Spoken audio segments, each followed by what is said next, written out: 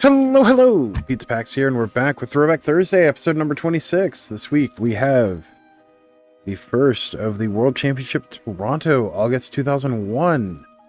Starting off with Jan Tomcani, the quarterfinalist. So let's get into this. See, Jan Tomcani's green, red, black Fires deck, so Jund Fires, before it was called Jund.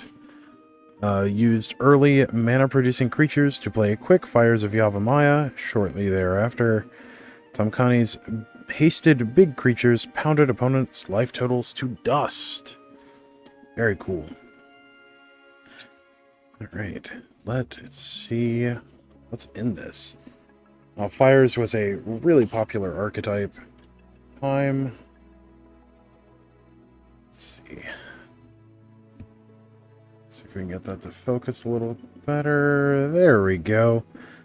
Alright, so main deck. We have 4 Birds of Paradise, 4 Blastoderm, 2 Flame Tongue Kavu, 2 Kavu Chameleon, 4 Llanowar Elves, 2 Spirit Monger, 4 Thornscape Battle Mage, 4 Fire Nice, 4 Fires of Yavimaya, 4 Saproling Burst, 2 Urza's Rage, 2 City of Brass, 8 Forests, 2 Llanowar Waste, 3 Carpolution Forest, 3 Mountain, 4 Rishadan Port, and 2 Sulphurous Springs. Very nice.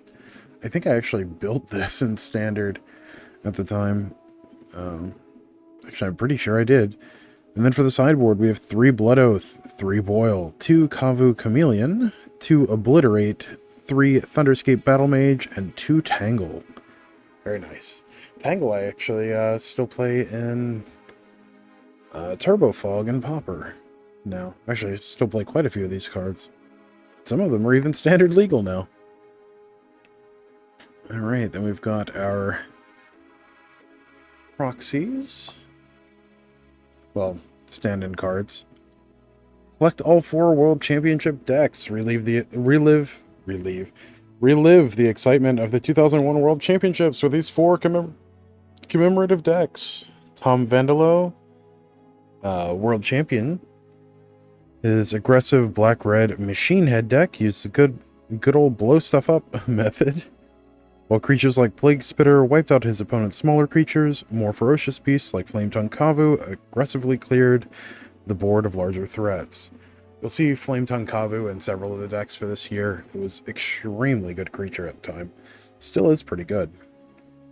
Alex Borta, finalist. Borta's mono blue control deck contained 12 1-toughness creatures. These helped hold the board until its Static Orb opposition combo could lock down his opponent's permanents, clearing the way for a horde of merfolk to pour through for victory. Let's see. Third, we have Anton Ruel, or Ruel, semifinalist. Anton Ruel's blue, black, red control deck survived the pressure of the early game with its almost overwhelming card drawing capability, and in the end, Nether Spirit kept rising from its graveyard to take down his opponents. Now, if I remember correctly, Anton Ruel was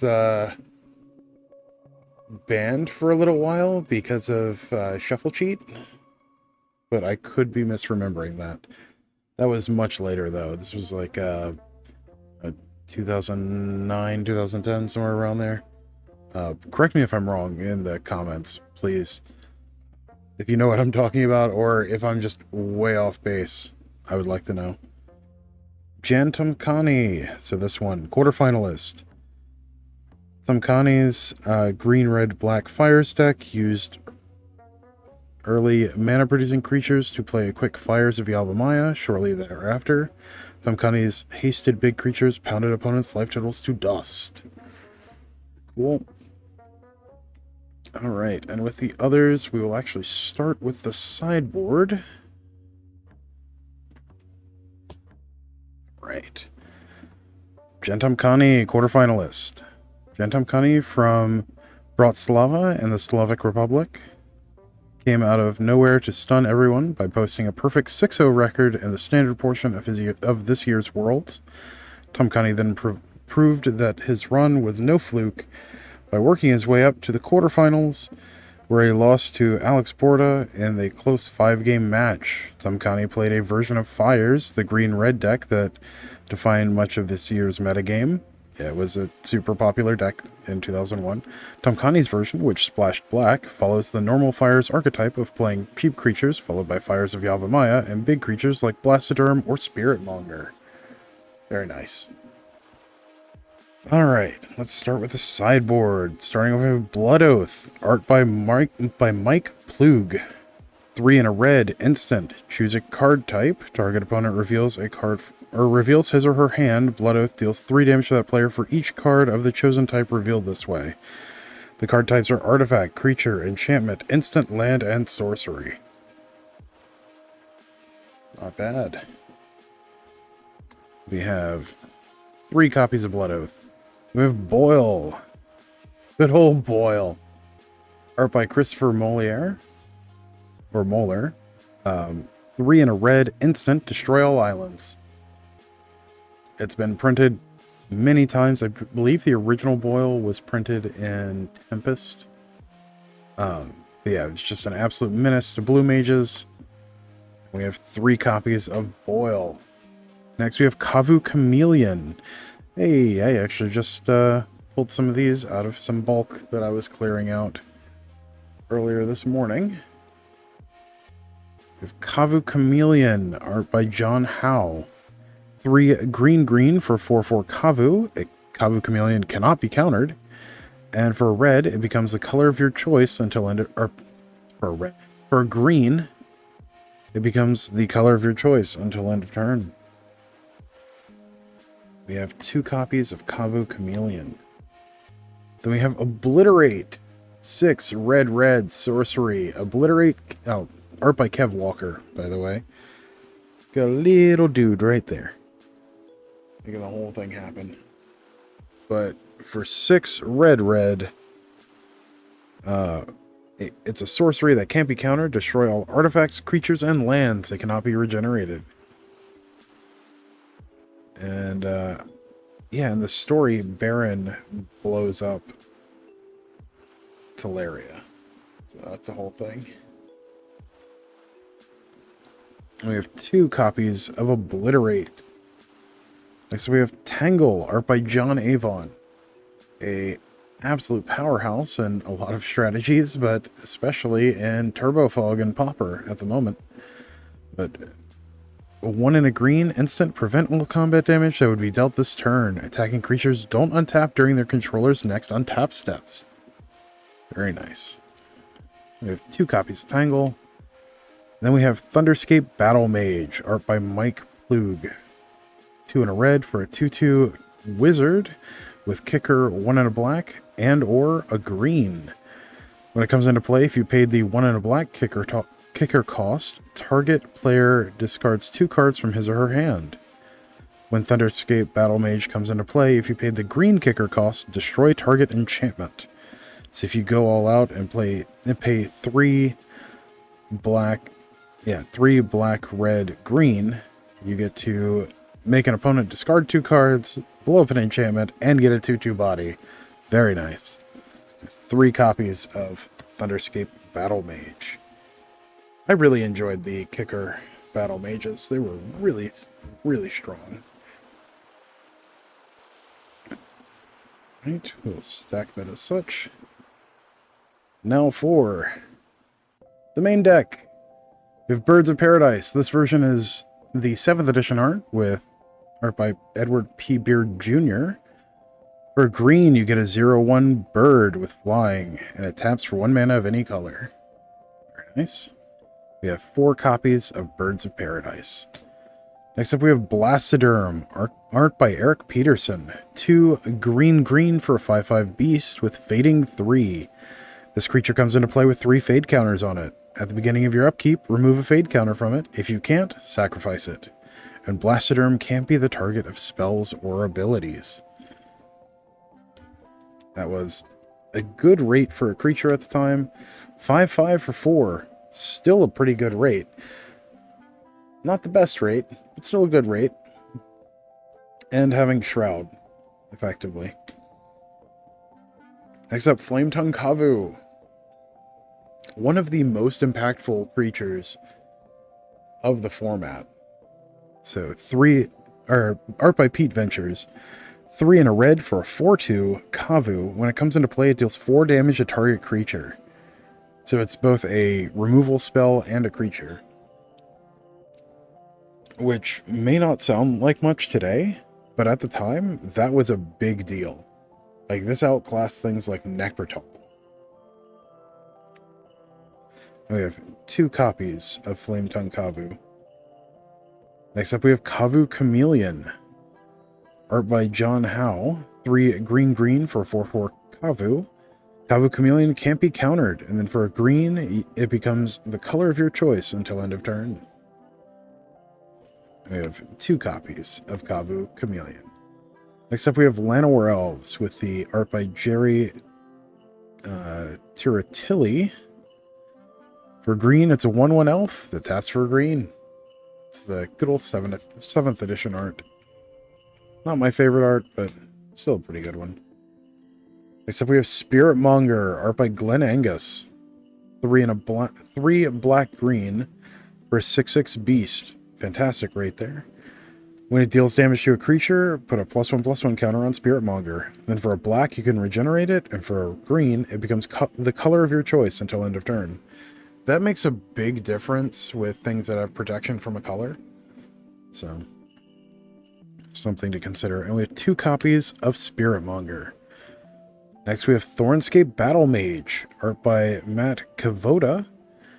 2 and a green for a 2/2 wizard. Kicker for a red or a white. When it comes into play, if you paid... Oh, there's a print error on these. The white mana symbol in the kicker cost doesn't have its background white dot. It's kind of cool. When it comes into play, if you paid the red kicker cost, it deals 2 damage to target creature or player, and if you paid the white kicker cost, destroy target artifact. Nice. Removal, it could be 2 pieces of removal on a body, and 2/2, which is a little below rate, but it's not the worst. Next up, we have Fire and Ice, art by David Martin and Franz Vohwinkel. Fire, 1 and a red for an instant. Deals 2 damage, divided as you choose among any number of target creatures and or players. So it can do 2 damage, or it can do 1 damage to 2 targets. There was some interesting judge calls because of the wording that they decided to go with here.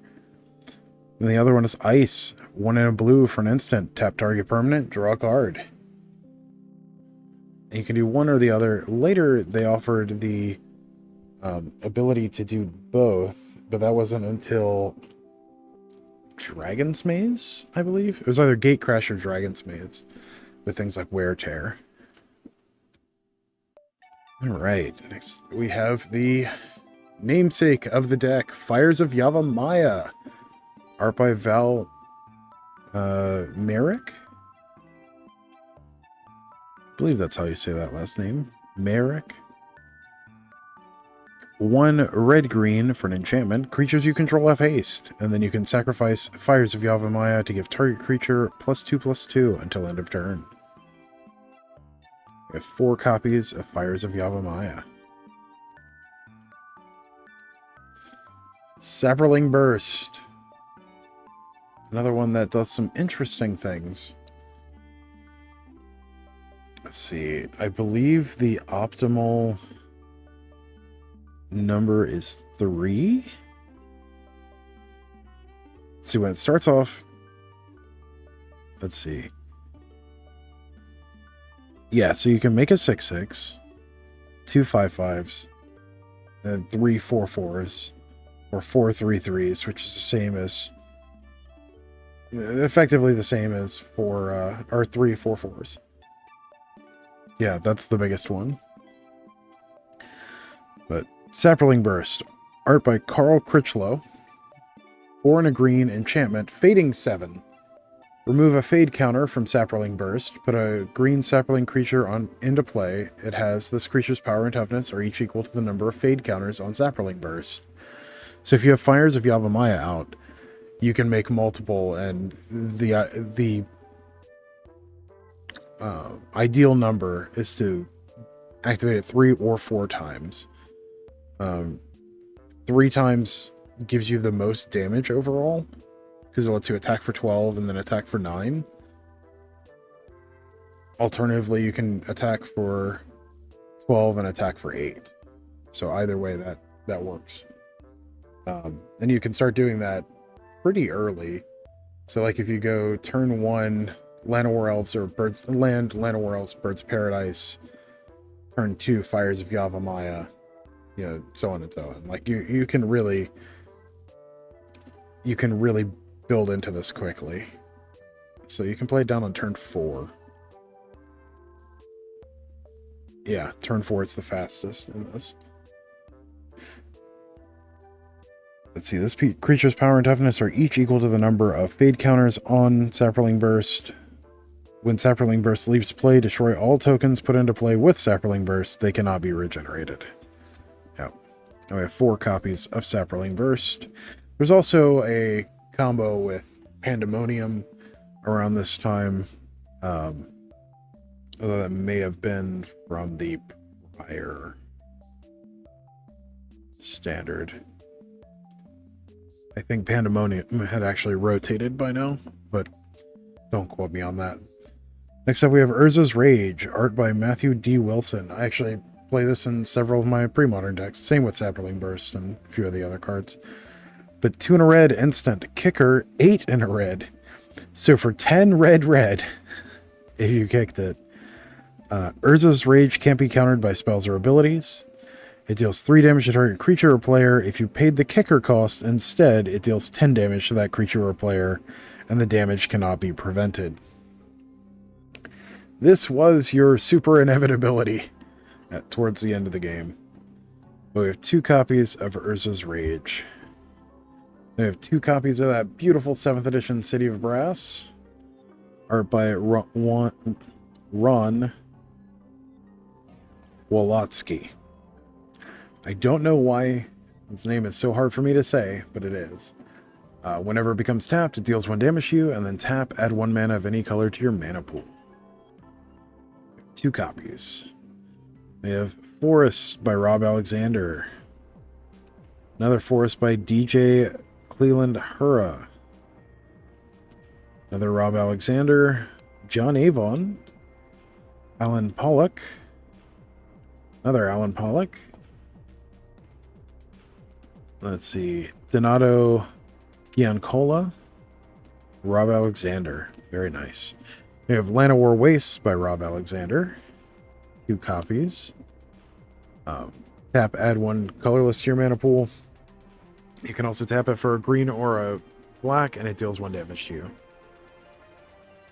Currently standard legal, oddly enough. And this was the first, if I remember correctly, this was actually the first printing of Land of War Wastes. I know it is the black border printing that I prefer. Yeah, that is the first printing of Land of War Wastes. Next up, we have Carplusion Forest with a 7th edition art. Art by Scott Bailey. Tap, add a colorless to your mana pool, and then tap, add a red or a green, and it deals 1 damage to you. We have 3 copies of Carplusion Forest. Then we have our Mountains. Art by DJ Cleland Hura. Terry Springer. Matt Kavoda. Very nice. Next up, Rishadan Port. Art by Jerry Tirotilli. Now you will see these in almost every competitive deck from this era. Rishadan Port was an extremely influential land. It's still extremely influential in pre-modern. There's a reason why this sees a ton of play. That is, it is very good at mana denial. This used to be, alongside Wasteland, the most played card in Legacy. So, it's no longer the case. Those days have gone by, but it is still one of the most played cards in pre-modern, which is very similar to old style Legacy. But tap, add a colorless to your mana pool, and then for 1 and tap target land. We have 4 copies of Rishadan Port. And last but not least, we have Sulphurous Spring. This is the 7th edition art by Rob Alexander. I will say I prefer the Ice Age art for this specific land, just because the little demon in the hot tub is very funny to me. But Sulphurous Spring, tap for a colorless, and then tap for a black or a red, and it deals 1 damage to you. Also currently standard legal. Very nice. And I forgot how cool the fire stacks were. This is just good, clean aggro. Yeah. Thank you for joining me on this adventure with the first in our series of the 2001 World Championship decks from Toronto, played in August of 2001. As always, don't forget to like, share, comment, subscribe, all that good stuff for the algorithm. It really helps us out, and I really appreciate it. We are in the push to 1,000 subscribers, and we are less than 30 away. So if you're not subscribed, please consider it. And if you are, thank you. As always, until next time, stay awesome. We'll see you in the next one. Thanks. Bye.